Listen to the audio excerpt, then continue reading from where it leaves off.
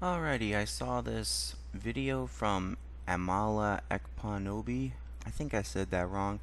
Basically, she's reacting to a video of a black woman talking about moving into a white neighborhood. So I figured, hey, I'll put my thoughts on it. So here we go. And y'all know I've been talking about leaving the East Coast, which I did, and now I'm over here on the West Coast. And I'm gonna tell you what's crazy. There are hardly no black people over here.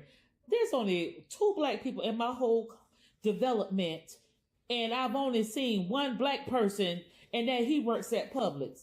I'm in a 99% white town, white community, and it's quiet, it's clean, it's peaceful, ain't no interruptions, disturbances, or discrepancies. So why is this community so peaceful? Probably because it's homogenous. It's 99% white, like she said. If more people like her keep moving into this community, how long is it going to take before it's no longer white majority? Years? Decades? Who knows? And then that peace will disappear. Why? Because it's no longer homogenous. Why in the hell can't we be like that in the black neighborhood? It's a shame we have to move to the other side of the world just to get and be and live the way life was meant to be. So this is the age-old question of why is the black community so screwed up? Well, let's see here. They glamorize gangsterism and, of course, victimhood mentality. They blame the police for everything. Police officer pulls over a black guy for speeding. What does the black person say? I didn't do nothing. All they have to do is cooperate with the police, but what do? They fight the police, and it just escalates. And of course, everything wrong in my life is because of white people. No, you were never a slave. Your faults are your own. And if you truly believe that everything in your life is because of white people, maybe you shouldn't live in majority white countries. Maybe you should go back to Africa. And that's sad. And I've never lived around white people before, and I got to actually say it's very pleasurable. And I've got to say, it is very pleasurable. Now, a lot of people are going to get upset about this because they're going to deem her to be racist. They're going to call her a race traitor, a for leaving her neighborhood and moving to a white one and actually being happier there. But is she right? That's the question. Was she leading a different life in a black neighborhood and one that is completely disappeared now that she's in a white neighborhood? Was she leading a different life when she was in a black neighborhood? Who knows? Maybe. Only time will tell. I've heard stories of people in California moving away from California because it's gotten too left-leaning.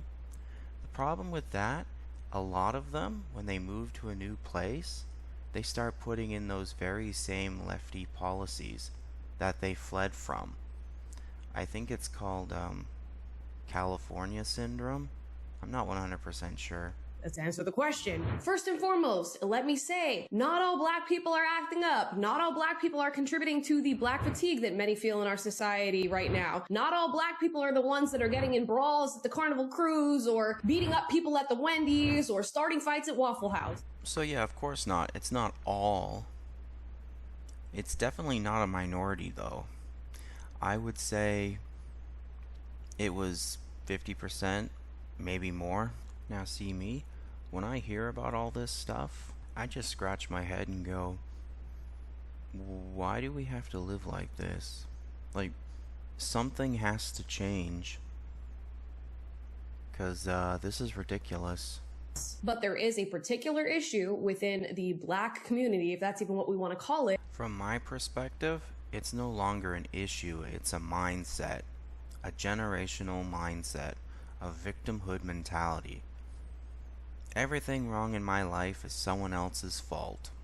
With these particular problems, and I think that's what she's speaking to. And now that she's moved to a white neighborhood, she's looking around and going, I don't see any of that behavior taking place because it really wouldn't be tolerated. It's okay to acknowledge these things. It's okay to point out that there are problems, and it's okay to not want to live with those issues. Okay, so if it's alright to point out problems, here's the problem that I have with this woman moving into a white neighborhood.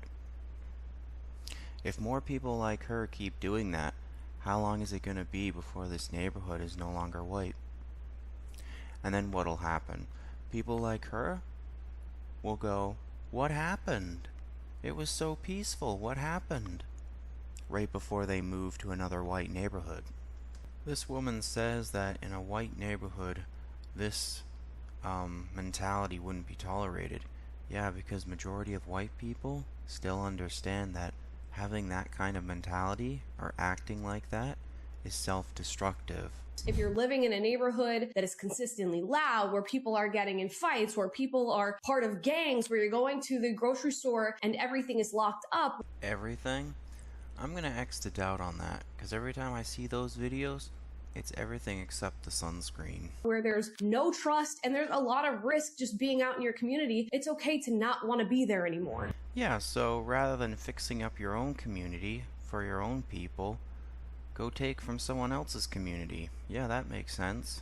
You are not a race traitor for calling that out, and that in fact would imply that all black people just accept this and act this way and are a part of this sort of behavior. It's okay to want more for yourself. It's okay to actually take more for yourself, which is what she's doing. But of course, she's getting hate for having moved to a white neighborhood, for having made this statement, but she's not letting it go. She's responding. Let's watch her next video. So this Amala woman says it's okay to want more for yourself.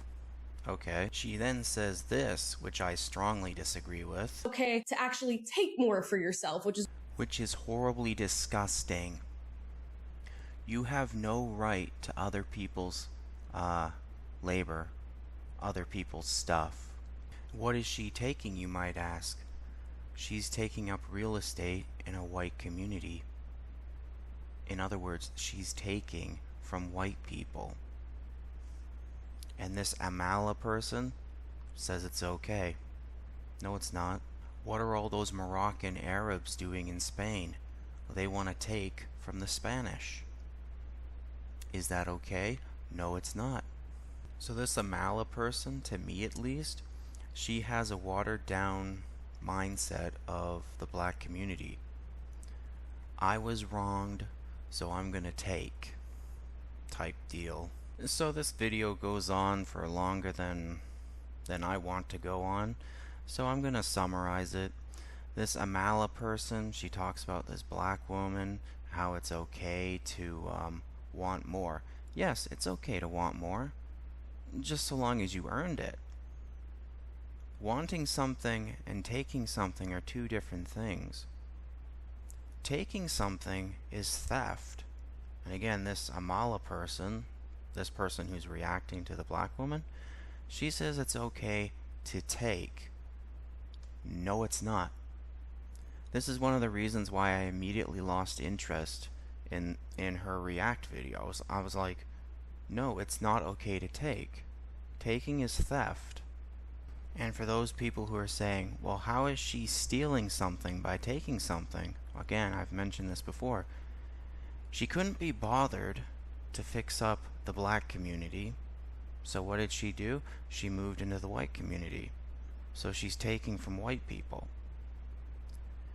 Okay, so let's say the black community, you can't fix it. So what could this woman do? Easy. Make your own community. That's what you do. You can't stand the black community? Then make your own community and say, hey, fellow black people, if you're tired of all the gangsterism and all the hood life, come live in my community. We can build a new community. Well, anyway, I'll post a link to the video on the description thing of the video. With that being said, take care out there in Clown World.